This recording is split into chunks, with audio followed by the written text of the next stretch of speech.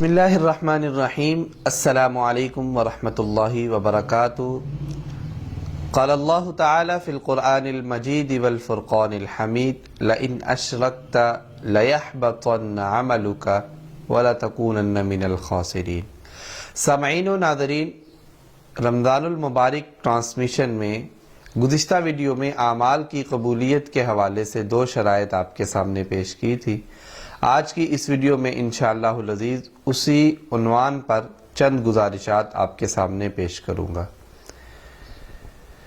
تیسری شرط یہ ہے کہ اعمال کی قبولیت کے لیے ہمارے اعمال میں اور ہمارے عقیدے میں شرک نہیں ہونا چاہیے۔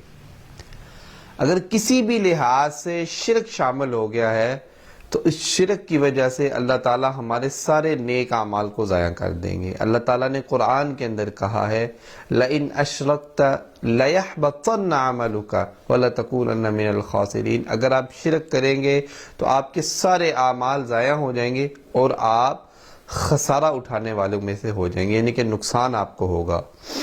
تو اس لیے تیسرا کام یہ ہے کہ ہم نے کبھی بھی شرک نہیں کرنا، ہمیشہ اپنی زندگی موحد بن کے گزارنی ہے، اپنے عقیدے کو ہمیشہ درست سے درست ہی رکھنا ہے۔ چوتھی بات یہ ہے کہ ہم نے اپنا ہر عمل رسول اللہ صلی اللہ علیہ وآلہ وسلم کے طریقے کے مطابق کرنا ہے۔ نبی صلی اللہ علیہ وسلم ہی ہمارے رہنما، ہمارے رہبر، ہمارے قائد ہیں، اور آپ صلی اللہ علیہ وآلہ وسلم کی تعلیمات پر عمل کرنا ہی ایک مسلمان کے لیے لازم ہے۔ اگر آپ صلی اللہ علیہ وسلم کی تعلیمات اور آپ کی سنت کے مطابق کوئی انسان عمل نہیں کرتا تو نبی صلی اللہ علیہ وسلم کا صحیح مسلم میں فرمان ہے، جس نے کوئی ایسا کام کیا جو میرے طریقے کے مطابق نہیں، اس عمل کو رد کر دیا جائے گا، یعنی کہ قبول نہیں کیا جائے گا۔ تو چوتھا کام یہ ہے سامعین و ناظرین، میں نماز پڑھوں، میں روزہ رکھوں، میں زکوٰۃ دوں، میں حج کروں، میں ذکر الہی کروں، میں قرآن کی تلاوت کروں، وہ نبی صلی اللہ علیہ وآلہ وسلم کے طریقے کے مطابق ہونا چاہیے۔ اگر نبی صلی اللہ علیہ وسلم کے طریقے کے مطابق ہوگا تو میرا وہ عمل شرف قبولیت سے نوازا جائے گا۔ اگر آپ صلی اللہ علیہ وسلم کی سنت کے مطابق نہیں ہوگا تو اس عمل کو قبول نہیں کیا جائے گا۔ پانچواں کام یہ ہے کہ ہم نے حقوق اللہ کے ساتھ حقوق العباد کو بھی پورا کرنا ہے۔ ایک انسان حقوق اللہ کو تو پورا کرتا ہے لیکن حقوق العباد کو پورا نہیں کرتا۔ حقوق العباد میں ماں کے حقوق، باپ کے حقوق، بہن کے حقوق، بھائیوں کے حقوق، ازواج یعنی کہ بیویوں کے حقوق، اس طرح دیگر تمام کے تمام حقوق العباد اس میں شامل ہیں۔ اگر اس میں کمی ہے تو وہ میرے نیک اعمال ضائع ہو جائیں گے۔ نبی صلی اللہ علیہ وسلم کا فرمان ہے جس میں آپ صلی اللہ علیہ وسلم نے اپنے صحابہ کرام سے سوال کر کے اور مثال دے کے بات کو سمجھایا۔ آپ نے پوچھا بتاؤ میری امت کا غریب انسان کون ہے؟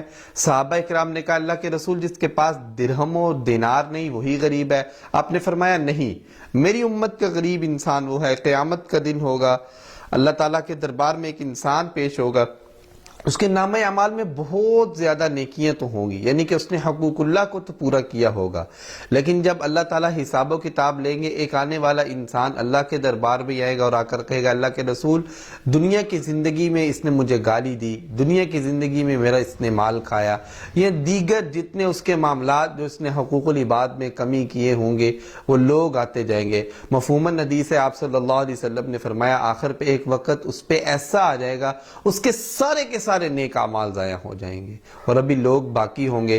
اللہ تعالیٰ ان لوگوں کے گناہ اس کے پلڑے میں ڈال کے اسے جہنم کا ایندھن بنا دیں گے، یعنی کہ اس نے زندگی کے اندر نیک اعمال تو کیے لیکن نیک اعمال کے ساتھ اس نے حقوق العباد کو پورا نہ کیا، اس وجہ سے اس کے سارے نیک اعمال ضائع ہو جائیں گے۔ یہ ساری چیزیں ہم نے اپنی زندگی میں شامل کرنی ہے تو اس سے ہی ہمارے اعمال اللہ تعالیٰ کے ہاں شرف قبولیت سے نوازے جائیں گے۔